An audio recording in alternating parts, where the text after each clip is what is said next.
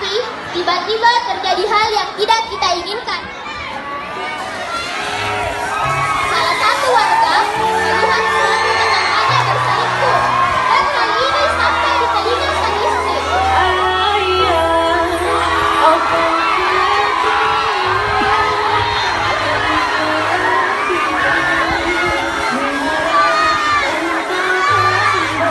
Sang istri pun menghampiri suaminya dan melabrak perempuan yang bersama suaminya itu.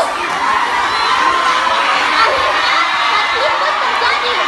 Para warga sekitar yang melihat kejadian itu membuat situasi semakin memanas. Ada warga yang sempat merekam kejadian itu karena memperkenalkan ke media sosial. Makanya ibu-ibu harus waspada.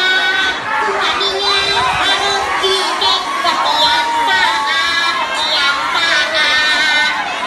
Sementara konflik terjadi, tiba-tiba terdengar guncangan yang begitu dahsyat.